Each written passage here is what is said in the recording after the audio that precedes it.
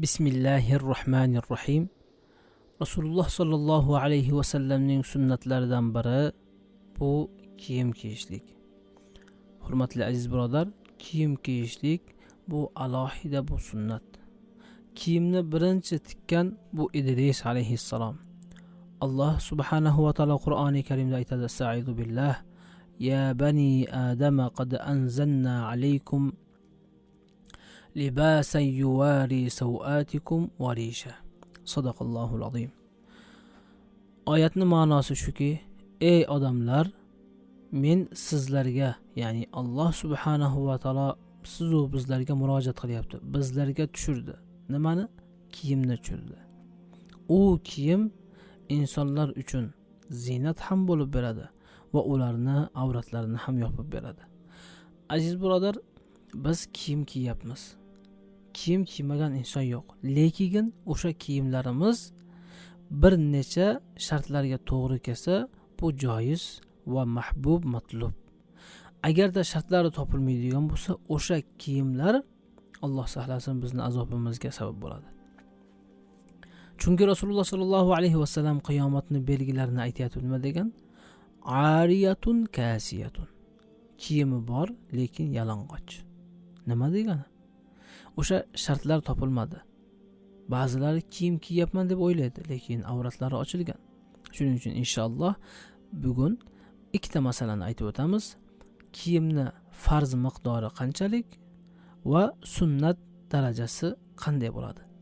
Birinchisi, farzi qaysi? Farzi inson o'z avratini yopadiganchalik tariqada kiyinishligi bu farz. Masalan, erkak kishining avrati kindigning tagidan boshlanib, o'sha tizzani tagigacha. O'sha yerlarini yopishlik farz bo'lib hisoblanadi. Kim uni ochadigan bo'lsa, u kabira gunoh qilgan bo'ladi.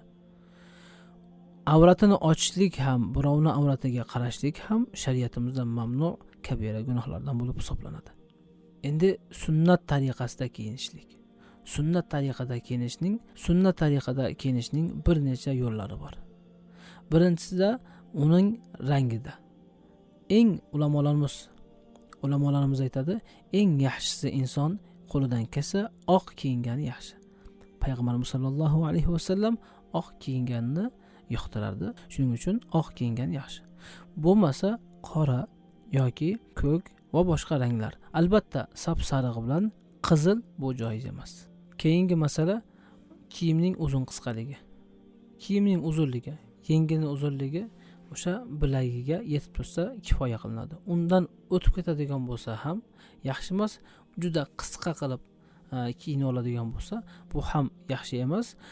Xossatan bu namozlarda masalan juda maykaga o'xshagan bir kiyimlarni kiyib, bu ham yaxshi emas. Poychasining uzunligi to'pig'iga, qizil oshig'iga yetmasdan turishligi. Ba'zi insonlar aytadi, bu Rasululloh sollallohu alayhi vasallamni davriga xos deb. Yo'q, albatta unaqa emas. Azizlar, bu payg'ambarimiz sollallohu alayhi vasallam davrida ham, bundan keyingi ummatga ham taalluqli masala. Qizil oshig'iga, ya'ni to'pig'iga yetmasdan undan balandroq kiyishlik bu sunnat bo'lib hisoblanadi. Unga qarshi va'idlar ham bor. Keyingi masala kiyimga taalluqli va juda muhim masala, bu uning torligida. Xoh erkak bo'lsin, xoh ayol bo'lsin, shunchalik darajada tor yoki yuqay kiyinmasin, uni avratini suratlab beradiganchalik. Ya'ni siz namoz o'qiyotganda, turganingizda, o'tirganingizda, yotganingizda, turli holatlarda turganingizda sizni kiyimingiz sizni ichki a'zolaringizni sifatlab bermasin. Agarda shunday sifatlab beradigan bo'lsa, bu kiyim ham sunnatga muvofiq, mutobiq bo'lmaydi. Shuning uchun azizlar, olimlarimiz aytadi, kiyim olayotganda u yarashishligi yoki uni modaga muvofiq bo'lishligi yoki uni qimmat yoki kачествосini yaxshi bo'lishligiga emas, balki meni namozimga loyiqmi shuni qarang. Masalan, mashina olayotganda mashinaning qimmat arzonligi emas, o'sha mashina sizni hojatingizni bitiradi. Kiyim olayotganda u kiyimni rangi, boshqa narsalar albatta shariatga muvofiq bo'lishligi zarur. Lekin namoz o'qiganingizda bu kiyim shariatga to'g'ri keladimi? namozga loyiqmi bu kiyim yo loyiq emasmi, shuni qarab kiyim oling deydi. Shuning uchun azizlar, imkon qadar kiyimlarimizni shartlariga qaraylik. Mana yoz kelib qoldi.